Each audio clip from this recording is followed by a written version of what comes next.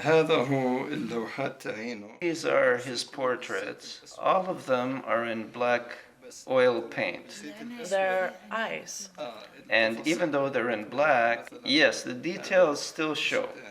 For example, this is in black here. This, for example, is a Chinese activist. And as you can see, there are glasses, eyes, a nose. Yeah, it is clear. This, for example, is an Indian activist, and this is him too. If you notice, all the features are clear. Yes. When did you begin painting, and particularly paintings about the Palestinian cause and human rights? Actually, in Palestine, I like drawing with many colors, and especially since the Qadr church was near us. I'd go to the church during Easter and festivities and so on, and draw this as a hobby in my spare time. When we were displaced from Jaffa on April 28th at dawn, it was very early and they were yelling at us. Which year? In 1948, when they cut the water and electricity from Jaffa, so people, what they were to do for 10 days without electricity, without water, they weren't ready for war and they didn't have weapons. So they came to the homes and forced us out of our homes at dawn of April 28th, and we gathered at the port. In those moments, when I was on the boat, I was seeing Jaffa being bombed and burned.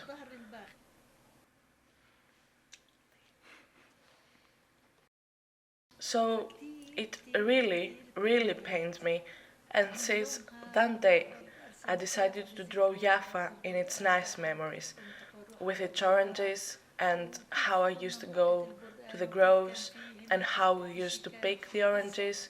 And there was what became a football playground later, where the annual contest would take place for all of the boys and girls' schools in the area, sport events and races. Now, before I ask you about some of your paintings, I showed you some portraits from a British artist named Paul Piercy, who also likes to paint about issues of human rights and social justice through the back portraits.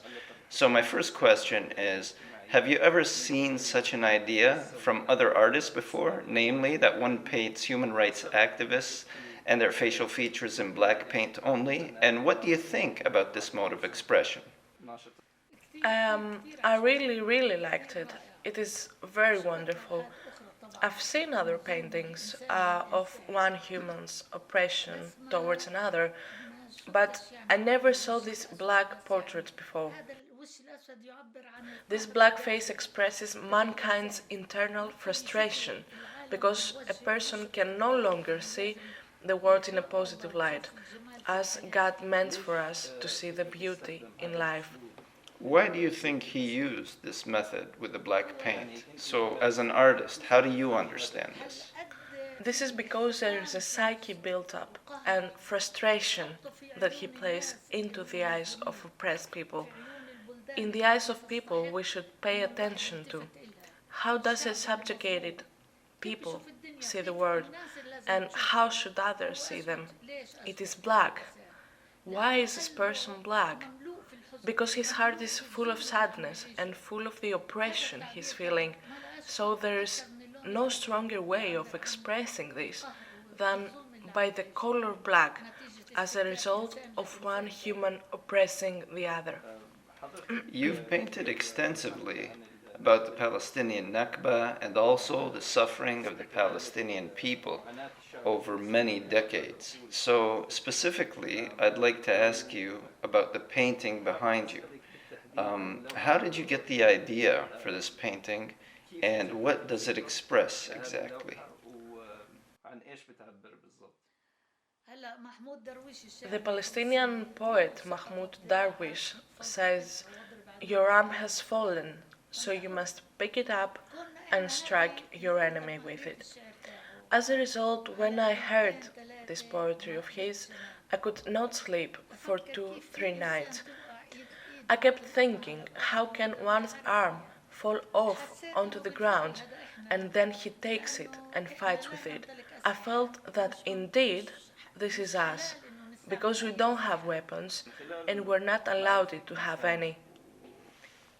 Based on your knowledge of art and your communication with other artists, do you think there are any boundaries for art? Or is it considered a global language where anyone from any culture can understand it, even if it comes from another culture? Yes, this is what should be. Art has an opinion and a role in life.